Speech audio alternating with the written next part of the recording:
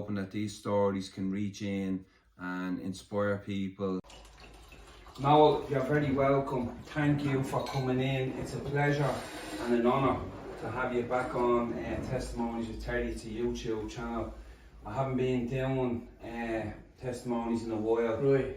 but I'm just grateful that Jessica could set it up for us, and I'm grateful that you come in. Brilliant. It's a privilege. It's a pleasure to Yeah, meet you, Noel.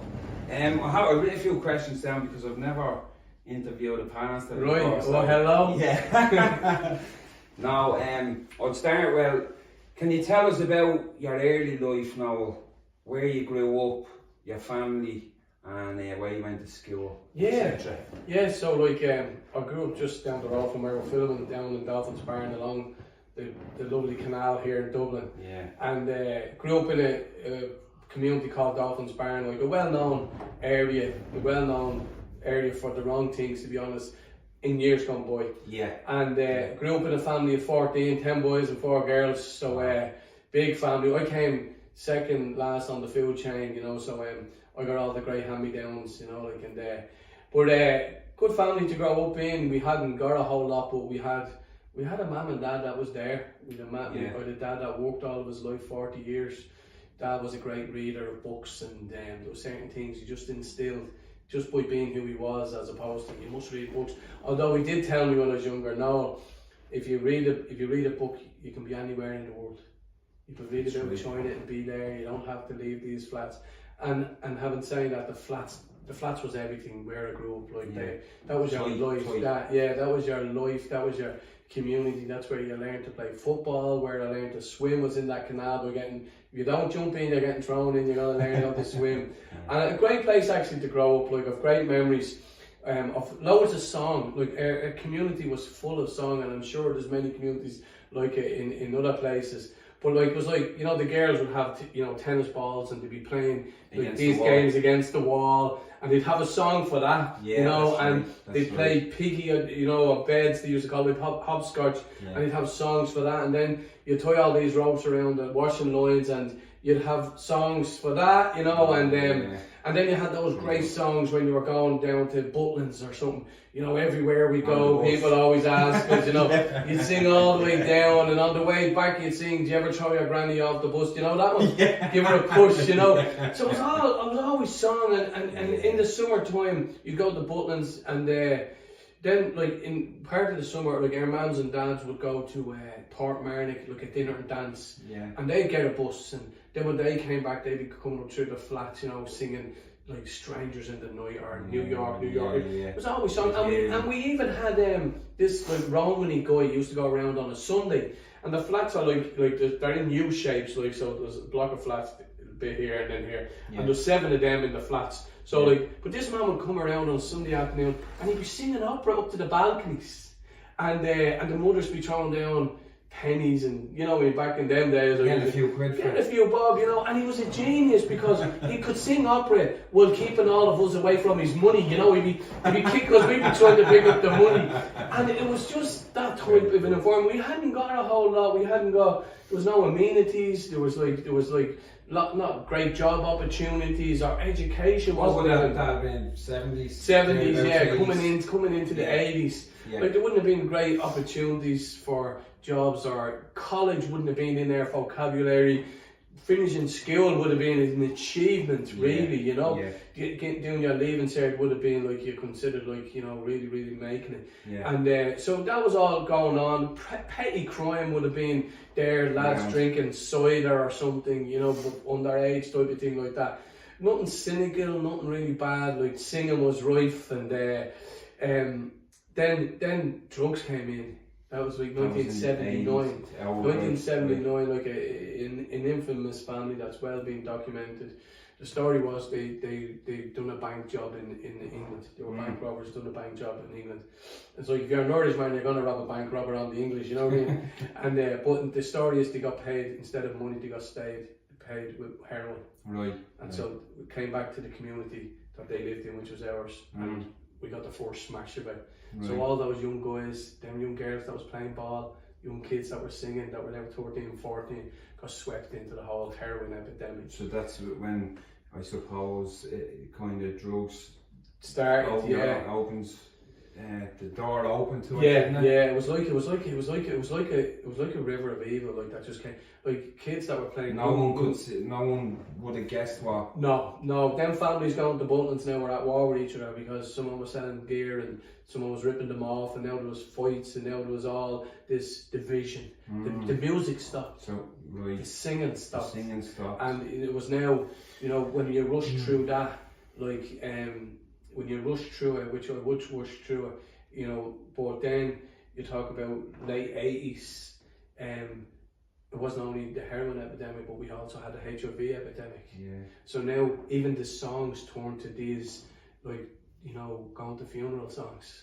So all those young guys that were on the bus going to Butlins were now dying off. There was a whole generation that was being ripped off in it all. And then we were going to funerals, like, you know, could be six in a month at times, you know, people that you grew up with. And now the songs were all like death songs, you know what I mean? Like, and did you ever go into drugs? Right, yeah, so I was so I had 3 brothers that were on heroin. So like I'd seen my brothers, Matthew and Derek, they went on heroin when they were 14 and 15 probably. Yeah. And then my younger brother Mark followed suit when he was 12. So and then I was in the middle, and some of my saving grace at the beginning was that, like, I fell in love with Sharon, my wife. She was my wife now. We met each other when we were 14. Right. And so that kept me out of my block, you know. So everyone's kids were told, don't go to the 3rd block, which is my block. Right, she's from the same. She's from the 2nd block. I'm from and I'm from she's like Jenny from the block, and I'm Noel from this block. But it was like, don't hang around this block, because if you do, you're gonna end up in heroin. So because Sharon lived in that block, I started hanging around in that block, and I said, like, look, you know, everybody was taking heroin. I was sitting with my brothers when they were ejected. Yeah, in the bedroom. No, do you want a shot? They didn't know the dangers. They don't know what we know today. So they thought it was just a better hide and going and getting a flag on the side. Yeah. So like, and I don't know. I don't like pain, so I always associate needles with pain. And then my brothers, they're a bit older than me. Now, so if they were 14 and 15, like I was 11. Right. So like, you know, imagine being offered this at 11 and how impressionable you would have been, and these are your brothers you looked up to, but I don't know how I escaped.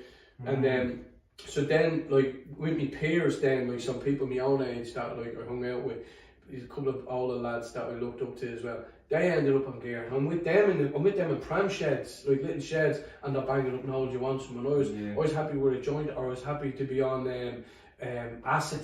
Do you know what I mean? I was more, and even you're always weary of it. Yeah, and even before that, I would have been, you know, like on, I didn't like glue, but sniffing gas. You know, all the leads of smoking hash. You know, and then on tablets, then on what would you call it? Them days wasn't ecstasy, it was LSD. Yeah. So all of that stuff was all in my life, but whatever, like it was the next step, but somehow, I know how, but somehow I didn't. So when I was 18. Like when we were 16, myself and Sharon had a baby. We had a baby girl. We were 2 kids having kids. Yeah, I wouldn't recommend having like a kid at 16. But we had a little girl, and again, she was my. I was in love now with 2 kids. I was in love with 2 girls, Sharon, and then my little girl Patrice. It was 38 now, and in fact, she just arrived home from Africa this morning with a group of people doing missions. That little girl that I'm telling you about. So that kept me again, and we moved in together, me and Sharon, and which was the norm in the flats, you know, was the norm. And but when I was 18, like in all the stuff that I've tried beforehand, like when I was 18, like I started smoking weed with a friend of mine, and weed for the next 4 years became my drug of choice. Right. Weed became like what it made me do was retreat into myself, but that was the thing. I was paranoid to bits. Like the things I was ashamed of my brothers doing, I was now doing. I was ripping off, I was robbing, and I was always ashamed of that in their lives. And now I've become the very thing I swore I wouldn't become. And then that leads to self-hatred, because you don't want to be that person, but you feel like you can't.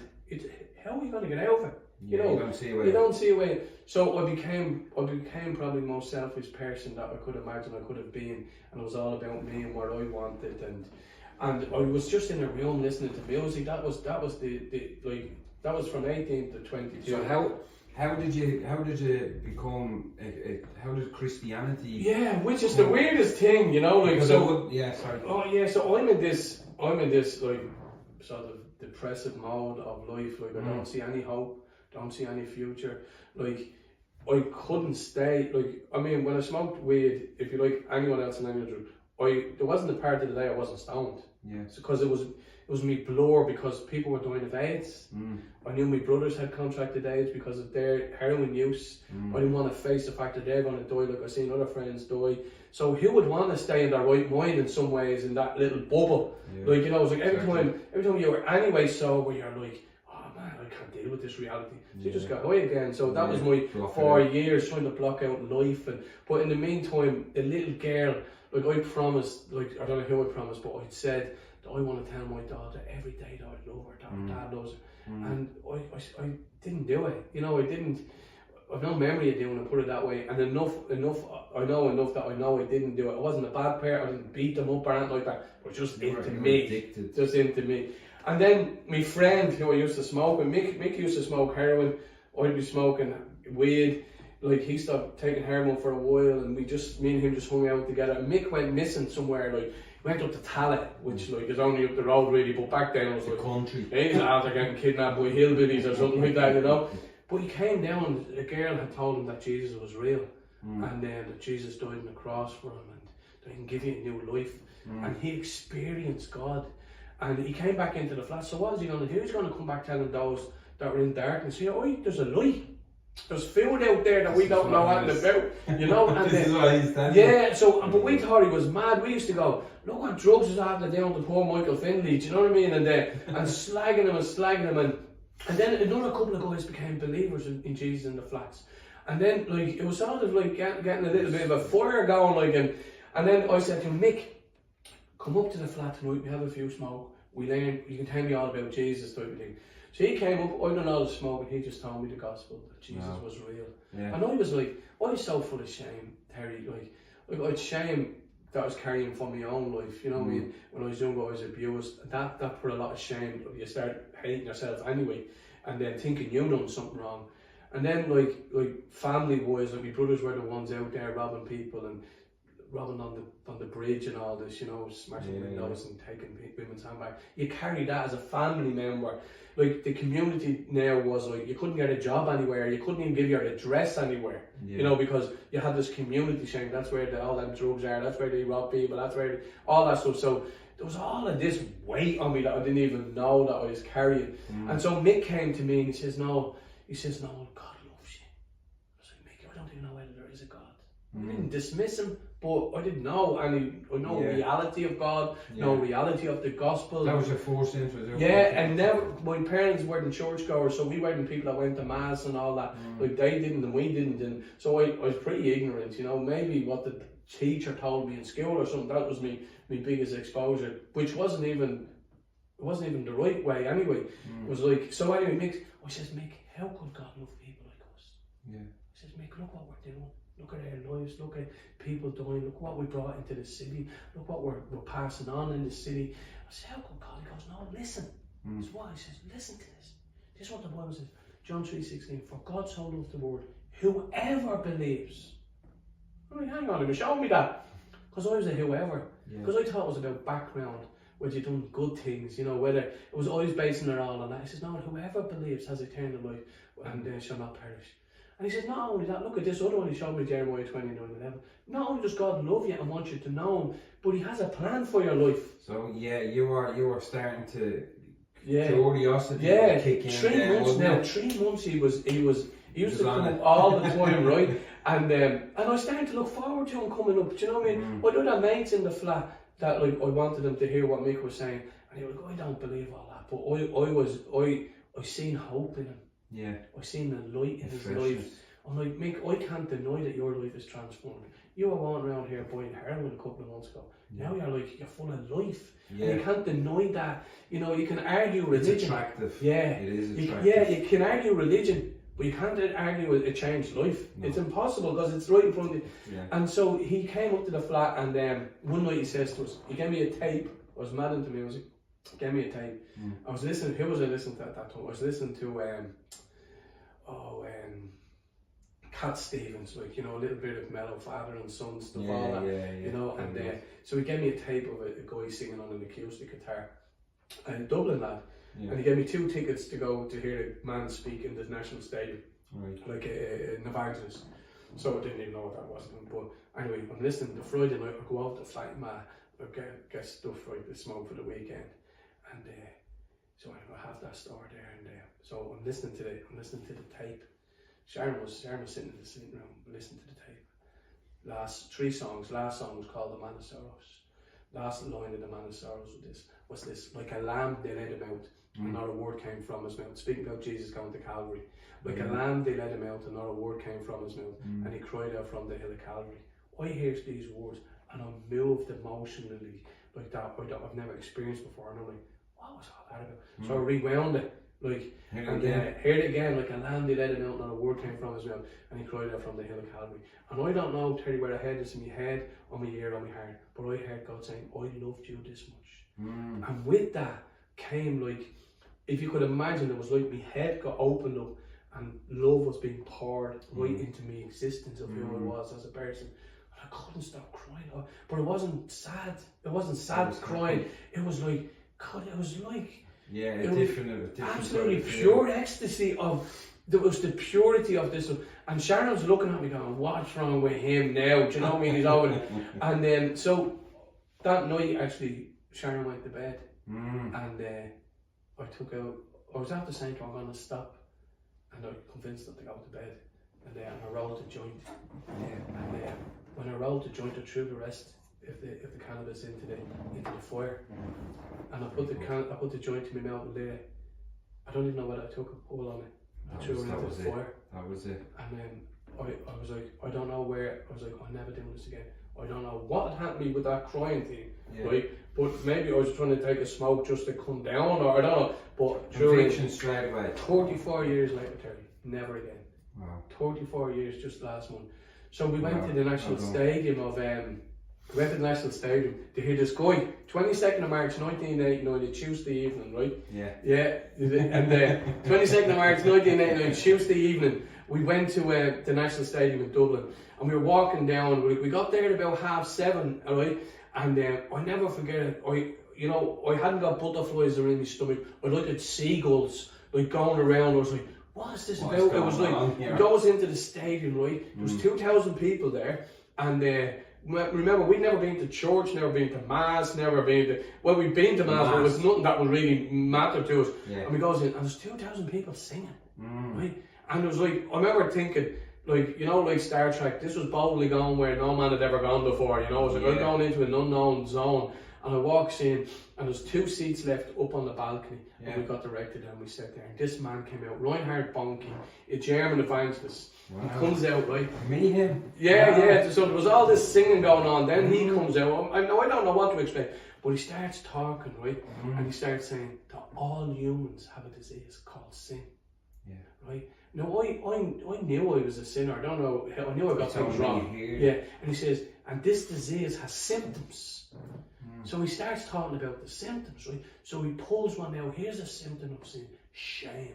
I was racked with shame.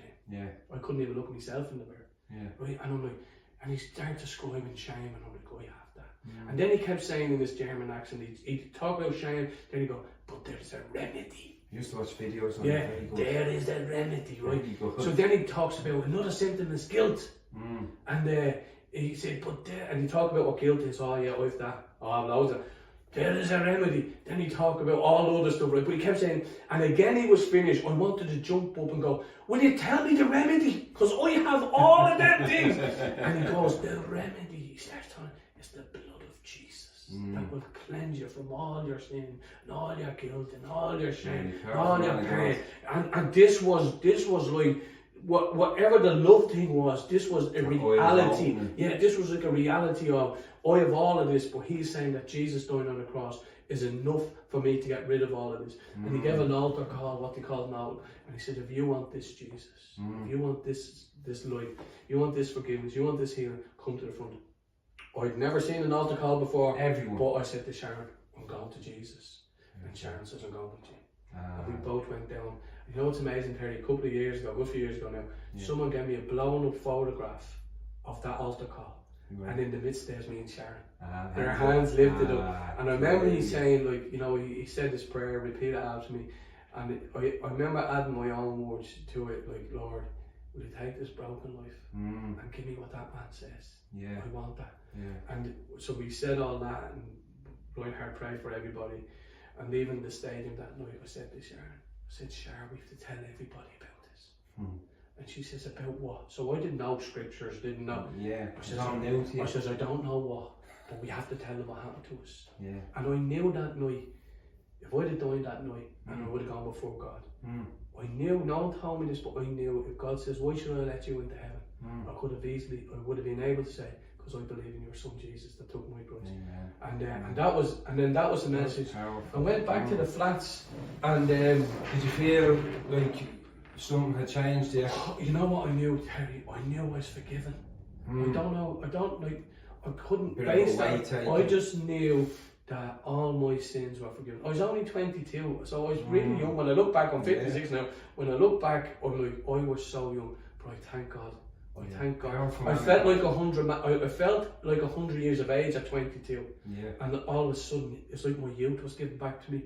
It's like the shame was this. Like and I had to walk through some of it, don't get me wrong. I had to walk through the abuse stuff and what that brought into my life. But God's grace was there for me to walk in it and be healed to that. So I didn't look at people the wrong way and I didn't look at myself the wrong way. So that I was able to actually breathe. Yeah. You know, if I could describe it all. I remember being able to go, I remember going like this loads of time. I can breathe. I felt like there was a ball of wind or something caught in my life forever, and now it was gone. And we just started to live like we're in the flats. The flats is like living in that cup. Everybody knows everything about it. So you couldn't be a Christian hiding underneath a bush. Yeah. It was like, look, either you were in or you were out. And I gave my heart to the Lord for real. And I was like, I don't know everything. In fact, I know nothing. But I'm like, I think in the end, I didn't become a Christian. I didn't get converted. I fell in love. Yeah. I fell in love with the Lord. And I not that I've never sinned. I've sinned a million times. But I never wanted to hurt them again. Yeah. It was a change of heart. Yeah. It's like, not like I don't care. I don't want to hurt the one that died on the cross for me. And when I did know I hurt him, I repented of it and confessed it and like, Lord, I'm sorry. Forgive me. And so that process has been 34 years now. Wow. And the Lord just gave me a love for my community. That was. And one of the questions I have for you now would be, as you're going into it there, what is your biggest passion? Yeah. What would be our biggest passion? Yeah. I think. So it wasn't long. We were living in a little one bed flat in Dolphin House, 76 Dolphin House, and I was living. Me and Sharon were living together. Yeah. So back in the day, they used to call it living in sin. You know, and the night I come out of the stadium, right, Tuesday night, I get out of that bed on Wednesday morning, right, and I felt it was conviction, but I was like, why do I feel guilty about getting out of that bed? Because I don't know anything. I'm just off the rack. Right. You know, I'm like just out of this mad world. I'm like, what's that all about? It kept happening, right, over the space of a week or two. And I remember then I was talking to a guy and I says, you know, what's this all about? Listen. And I told him. He says, no, that's conviction. God is telling you, he doesn't want you in that bed till you're married. And were you going to church? Yeah, so I was about 2 weeks going to church. My friend Mick brought me to a church in town, which I'm so grateful for, St. Mark's. They loved us. Like, I couldn't have been brought to a better place for what I needed in my life. And so we're going to church a couple of weeks, but this was on me from the beginning, from the next. So Sharon comes in. I knew what he said was absolute the answer that I was looking for. I said, Sharon, here's my proposal to my wife. I said, Sharon, I will never sleep in that bed again until you marry me. That was my proposal. Like, it was nearly a threat in it. What she said? And she says, "Don't be so ridiculous." True. She said, "That's ridiculous," because we don't know. She's not under the conviction either. So anyway, I said, "Sharon, that's the matter of fact. That's what's going to happen." So my little girl now was 5. Yeah. And so we had one bedroom. I had nowhere else to go. So I lifted Patrice out of the single bed and I put her in the double bedroom mat. And that was March of 89. Very good. And I got married in March of 1990. It was a whole year. And I slept in that single bed for a year. But I grew, we grew as a couple. Yeah, going to church. Yeah, like just getting connected more information. in. People loving on us. People like walking through with us some of the pains of the past that we didn't know how to deal with. Getting our lives so that I could be I could be, the best gift I could give my wife to be was healed me. You know what I mean? It's journey was on that narrow path. Yeah, and I remember, like Patrice was still in the single bed, so it had to be just before that night where I lifted her over. I remember putting my daughter to bed that night. And I know I now had the capability of being the father I always wanted to be. I didn't want to be a preacher. I didn't want to be a pastor. That wasn't in my vocabulary. I wanted to be a good father. I wanted to be the best dad I could be to this little girl. I remember getting on my knees, putting her into bed, and I said, Patrice, remember what it was like when Daddy hadn't got Jesus? She said, how does a 5-year-old explain that back to you? I said, remember all the fighting, all the arguing, remember the banging the doors, remember like when Mammy would lock Daddy out, like all that stuff. I said, that was my fault. And I said, I'm asking you to forgive me, I'm sorry. And I said, because of Jesus, you'll never see that again. She doesn't even remember that. So how did pastoral, how did that come into? The Lord, so if I start reaching out to my community, having I didn't know, ministry, outreach, none of that was in our photograph. Someone told me about the love of God, and I just I like to tell others. So what would I? So Mick told me, so I thought this was natural. You just go and tell others if it's real. And so we started kids clubs. We got married. Then we got a bigger flat, and then we opened our flat up. The flat became a church. We don't know where the church was. We had so imagine the people that were now dying of HIV/AIDS. Like I was the one sitting with them. I was the one hugging their mothers or their children. I had a kids club.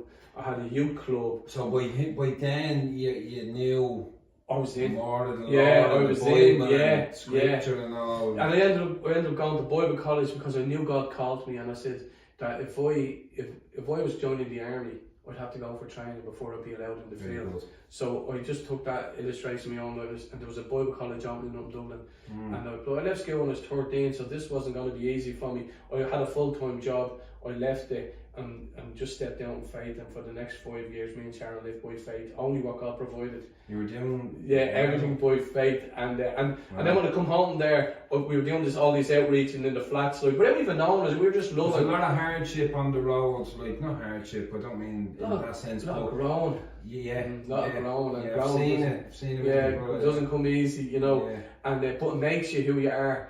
And then all this time I was still going to church in St. Mark's. You know what I used to do in St. Mark's? I used to put out the chairs. Yeah. And in St. Mark's, I put out these chairs in St. Mark's, but in the flats, I was like a lion. It was like God had given me this ability. I mean, like, you know, there was people that were political, and the flats were being run by certain political things, you know. And that, like, if you didn't agree with them, you could end up in the mountains. That type of political. And but I was right in the midst of all that, and I'm like, no, this God had you. Yeah, and it was like, so up there I was like a lion. Up there I was standing, not trying to be brave, and I'm like, no, that's not right, you know. Just and like in prayer, like in public, like I'd be like, you know, it's like a lion. And in St. Mark's, I'd be just putting out these chairs, right? And then they heard about it, and they said, we need to look out and see what this kid is about, you know. So we used to have a Bible study in the flat, and an elder from St. Mark's used to run it. And they just seen what God must have been doing in this little life. I was only 23. I was 23, made me an elder at the church in St. Mark's at 23. I'm like, I'm only a young fella, you can't be making me an elder. But what they done was they brought me in so that I could be protected and I could grow in an environment where I had these great men and women speaking into my life. And then I just felt... And it's that looking after that people need. 100%. It's like, if I hadn't got people looking out, pulling me up when I needed to be pulled up, Terry, like saying, no, you're off base there, like you're spending more time there, you should be with your family. That type of like guidance, that type of, you know, like in your face when you needed to be in my face, and yet gentle with me, because they knew I was coming from like a sort of a broken background, and but like they really looked after me in that sense. And then like the reality is that church, that St. Mark's, was like, I was now after finishing college, I was working in the church, I was actually getting paid, and it was like life, you know. If you were a young pastor with ambition, this was a great position to be in, you know. But I wasn't with my people. Right. I was with them during the week, but I hadn't got a church that they could come to. Right. And so I really felt on my heart that I want to have what I see in St. Mark's. I want that up in my community. So my people haven't got people I grew up with hadn't got cars at that time. They can't drive into town. So with conversations, and even like my own pastor was like, no, I wanted you to take over this church. And I was like, God has put it on your heart to get your own. Yeah, and he couldn't comprehend. It's like, no, hang on. You have a building here. You have 500 people. Yeah. You have an office. Yeah. If you had a car, you have a car park space. Yeah. He says, it's on the plate. I said, yeah, but Gary, that's not where God wants me. So he says, you're going to leave all that and go up there. You've no people, you've no money, you've no nothing. You're going to do that. And I says, 100%. So they ended up sending me. How long ago was that? I was there for 11 years, 34 years, so 23 years ago. Right. And I was an elder there for 11 years, so I really served him. And I also said to my pastor that, like, if you can tell me you can stand before God and say God doesn't want me to do this, I'll submit. Because I lead it, and he says, look, and I says, because I know I can stand before God and say God wants me to do this. So he says, God bless you, and they supported us. Yeah, they supported us for 4 years. That was a big step, wasn't it? Yeah, and it was huge. But love was the driver. I wasn't doing it out of ambition. I wasn't doing it like, if I wanted a platform, should I had a platform? St. Mark's the biggest church in Ireland at the time. So like, it was like, I don't know, like, you know, probably be more tempting now after being in this for the last like 23 years. And it's just grown from there entirely. Like, God sort of got me out of my own little box, and like, you know, we planted a church up in Clondalkin and one in Bray. I started one in Finglas, like in Dolphin's Barn. We now started one in a place in Africa where we're building homes for orphans, and people got saved there. And God can just take a tiny little fella and, like, you know, who thought God wouldn't want that to do with him, and go, I can use you if you just submit to me, if you just open your life to me. Like, you know, it's in it. And apart from all of that, it's just seeing families and lives being transformed. It's just continued. What happened does, it just seems to continue in the lives of others. And is it always easy? Absolutely not. I would say to anyone, don't get into being a pastor unless God has called you. Because it's a road. And, you know, being a Christian is not for wimps anyway. But like, when you go into standing in the gap down for others, it's like there's times you just take hits, and that's part of the battle, that's part of the war. But the reward. It's the massive. reward. I seen a guy there. Paddy's Day, we had a karaoke. Were you at the karaoke? No. So Paddy's Day in church, so basically we just have a curry and a karaoke. And that becomes the karaoke. And but like, there was a couple of guys there on Paddy's night, right? They're like 3 months clean, and they're there. One lad was like watching his little set of twins dance. Like last Paddy's Day, he wasn't even around. He was lost. He was gone. And I'm looking at him laughing, looking at his kids. I'm like, Lord, that's worth it. That's worth it. You know what I mean? And when you see that, and I've had the privilege of seeing that over and over and over again. We're 56 now, and like, it's always just been our lives. That's just it. You know, I don't even know whether you get into this stuff. It's like, when God's put something on your heart, if you are an evangelist that's going to go out and tell people, you're telling people about Jesus, whether you have a position in the church or whether you're just going to work. And it's the same with pastoral care. It's like, God gives you a love to care for sheep. So like, that's whether you're in a pulpit or whether you're walking down the street, you still have that same heartbeat, and you want to see what God done in your life, in their life. And my passion now, like, my passion is the city. You know, Liberty Church has been doing well, and it is well, and with great team and great elders. But the Lord has put in my heart now, how are we going to reach the city? And I'm like, Lord, I don't know how I'm going to reach the city, but I'll walk with you. I'll walk with you. And so, like, you know, when I pray for the city as a whole, I'm in my sweet spot. Like, I was driving into town a couple of months ago, and I was like, you know what, Lord, I was praying for the city. I said, Lord, if you hid me away in the room, and all I got to do for the rest of my days was to pray for our city, I would do that. Because it is so rich. And now these days, it's like, that's what the rest of our days will be, is like, how do we reach a city? How do we, you know, encourage the church of the city to reach the city? So it's not about liberty. It's about a bigger, it's about a bigger kingdom. That's exactly. And you know, you have to let go competition. You have to let go ambition to get that. And like, it's like anything else, God has worked that out of me, and has worked some things into me. And through the foreigners, it's not through like success is actually, it's actually nearly through failures that God says, you can't do this without me. Like, oh, I wish I would have known that 7 years ago. I think now, when I've been over in England for a few years and I've come back, but before I went, I knew Jesus, I knew the Lord, not well, Right. but when I was over there, I got to know him a lot better. But since I've come back, it's like there's a lot more people have put the Lord to the forefront. A lot more people are aware of him and aware of, you know, spirituality and stuff like that. So that's great to see. Oh, it's huge, You know. When I became a Christian, the only time you seen another Christian was in church on a Sunday. Yeah. Now you couldn't get on the bus, you couldn't get on a bus, you couldn't, you know, go to Leafy Valley Shopping Centre. It's encouraging, isn't it? It's so encouraging, and even over the years with a lot of immigrants coming in, particularly from Africa,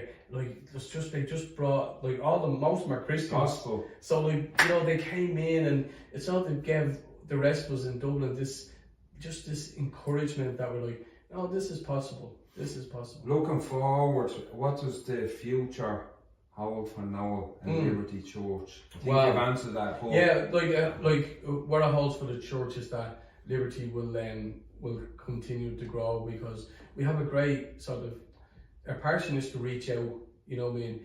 And over the last couple of years, our passion is not only to reach out, but it's to disciple people, to help to grow in the Lord and walk in the Lord, and help to establish things in their own lives and marriages and relationships, and how to pray in your workplace. You know, all this stuff. And so that's like a wheel that's going. The future, like, is like, for instance, like Katie Taylor is fighting in the Tree Arena, like, there in May, and my prayer has been, is that Katie would be like John the Baptist, that, like, she goes into the Tree Arena and she makes a way for the church then some stage to have worship service as a city in the Tree Arena. Then when she goes to Croke Park, we move to there, you know, so the city, the future is that I'm involved at some level, hopefully right at the front line of that, you know. And there's, you know, there's things like, you know, there's a prayer meeting that's after starting. I started a couple of weeks ago, a couple of months ago now, but it's only out of God's passion. I won't do anything unless I know it's God. Yeah. It's no good chasing, you know, it's not the Lord. Yeah. So after 7 years being sort of in the air, or that's what I call it, like, I've been on the potter's wheel for 7 years, and God's shaping and making me, and He's resurrected it in the last couple of months for the city. So we have a citywide prayer meeting where we're just inviting anyone that wants to come to pray for our city. So we're not coming, I don't invite anyone to get something for you. You're not here for you. Go to church for you. This is for the city. And that will end up in us, like, you know. Where is it now? So it's in Thomas Street, church in Thomas Street called St. Catherine's, every second Sunday of the month. But that's going to accumulate into, like, for instance, this next month we're going to be praying for all people that work in schools, SNAs, teachers, principals, and we're going to invite those people in so that we pray, because they're the ones on the ground with our children. They're the ones that are working day in day. Frontline. So to build up to that, but so we'll see if this happens. So one of the first goals is that in the Bray Stadium out there where Bray Wanderers play, that's our first goal, to have like a sort of a worship service, just to worship Jesus, declare who He is out there. And I've been out there, I've walked the ground, I've walked into the stadium. It's called the Field of Dreams. All prayed up. And I met a solicitor who moved out there, right? He's practiced from town out there. And he says to me, I told him why I was out there. I was walking around the stadium. And he says, no, the Lord told me to move out here. He said, 3 things you're going to see. He said, you're going to see the churches in Bray pray together. They happen. You're going to see a Christian radio station move into Bray. Spirit Radio moved in. And the third thing you're going to see is a worship concert in that field for Jesus. And here I am now telling them that's what the Lord brought my heart. So it's in the making, but to bring the church to a place where there's no, like, there'll be no even preaching there. There'll be declarations, worshiping Jesus and seeing Bray. So that's probably stadium Christianity is hopefully the next stage of it all. And that's really it's good. I got to meet you at Christmas. I think that's great, the first time I've ever met you, because I've been over in Liverpool, you know, my brother. Yeah. and his wife are pastors in Liverpool. How's your brother? Roy. That's my brother. Roy and Sorry. Danielle, yeah, Pastor Sorry, Roy and yeah. Danielle. Yeah, and I've heard and I've watched and I've known, but I've never actually seen myself come back here. Right, I'm yeah. here now, and it's an honour. Are you here full time? For now, yeah. Wow. It's an honour to be sitting here talking to the likes of yourself, because you're around a long time. Yeah, thanks. Holding the flag up for the Lord Yeah, in Dublin, yeah, Ireland, yeah. you know what I mean? And Terry, my passion is, right, I get to sit back now, right, and I've seen people come from the gutter. Yeah. They're up preaching now. Yeah. Their families are right. Yeah. And I get now to sit back, when I'm in church, I get to sit back and go, like there was 4 people giving out communion last week, right? And I sat back and I was like, Lord, if everyone only knew where these guys had come from. Yeah. They've about 80 years of addiction between them. Yeah. And here they are serving communion to the people of God. Yeah. And I'm like, and that's my like 34 years of sowing, of ploughing, of holding the flag. And now you start to see people coming up and in. And, so, and in their families. Yeah, exactly. And people always say to me, you know, like, I'm sure Roy would be able to identify this. So say you got up to speak in Roy's church, right? I've done. Yeah, and then people come up to Roy and go, you better watch your job. You know, like they always say, no. It's good that, what I can say is that it's good for people that do stand the gap, because pastors, there's not enough of them. Yeah. From what I've seen, Big Brother and exactly. other pastors around it ain't easy. But a true not pastor, many can do it. Yeah, a true pastor will take. You know, people say, "No, you want to watch him? He'll take your job." I'm like, "I'll gladly give mine." That's one of the sons. That's one of the daughters of the house. They can have it. That's why I've given me life, is so that, like, you know, have you got any kids, Terry? Yeah, too. So, like, Terry, what you do for your kids, right? You sacrifice. You go to work. You work all the hours so they can have a better life than you could ever have. Yeah. You'll take them places you've never gone to. You show them things you've never got to see, because you want their lives, right? You want their life, and it's the same in the kingdom. It's like the pastor is just, here, get on my shoulders. Yeah. You're gonna see further than me. Yeah. You're gonna see. The world needs more pastors. Exactly. Yeah. Yeah. Exactly. And that's my biggest thing. I get to sit with my wife and go, Sherry, look at them. Because she knows what we paid. She knows what we put into this. I go, Sherry, look at it. Look at it. Years. Like going to Africa. Like a couple from our church. Like we had a heart for this place in Africa. What they had, and we said, yeah, and amen. But now we're building houses for orphan children. We go over there. My son-in-law leads the chief to the Lord. The chief to the Lord. The village then opens up itself to Jesus. There's a whole village on fire over there for Jesus, because somebody. We said here, and Chris says to me, when Chris and Sheila that was going over, he says, "No, we are praying into this for age." He says to me one day, he says, "No, you know where we're going in this little country called Lesotho?" He says, "Yeah." He says, "Nobody wants to go there." I'm like, "What?" And their motto was being, "We'll go where no one wants to go." That's what we've said to the Lord. If no one wants to go into Clondalkin and decide the church, we'll go.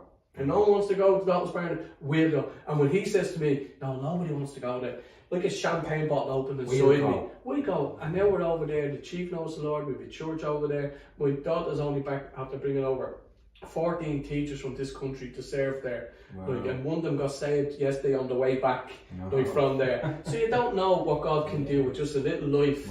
That, like, my friend says, I says to my friend when he says God has a plan, I says, "Mate, you're telling me that big God has a plan for little me?" He said, "Absolutely." Yeah. That's the same for everyone else. Amen. No, that was very good and very powerful. Thanks, testimony. I told you I wouldn't stop, didn't I? No. I'm very grateful that you come in. Is there anything you want to like, where is your church now? Yeah, so like we meet in Bray, a place called Florence Road, in the Methodist Church there, 11:30 on a Sunday morning. We meet in Bluebell, which is where we're located here, and we meet there 11 o'clock on Sunday morning. We meet up in Clondalkin on at 6 o'clock on a Sunday evening. And the prayer meetings every second Sunday on a Sunday evening at 7 o'clock in St. Catherine's in Thomas Street. And also, you know, we have, like, during the week we have what we call house churches. Yeah. So they're happening all over the place. So yeah. If anybody wants and the thing we went to the other night with the testimonies, that's like the hope thing. Is that? Yeah. So that's like. Is that gonna be? Yeah. It's like, yeah. That's like hope. Hope was great, wasn't it? Yeah, it was very good. And then, like, we have this thing in Ballyfermot called Hope Cafe. Yeah. And that opens Friday morning, 10 o'clock. The Civic Centre. in the family base, and basically, like just 2 girls came in, some 3 people came in this morning, and we had the 3 of them lined up to get assessments. Where up in Ballyfermot, the family base in Ballyfermot. 3 people came in this morning, like we got them. They have assessments due into Christian rehabs like on Tuesday. Right. And it's like, so it's a place of hope. It's a place where you can talk. It's a place where a mother can talk to a mother, and it's just putting hope out there. No, it's a pleasure. Thank you very much. Yeah. Take care. All the best, and I'll catch us on the next one. Thank you, guys. All the best. We're brutal. Look at 5 minutes.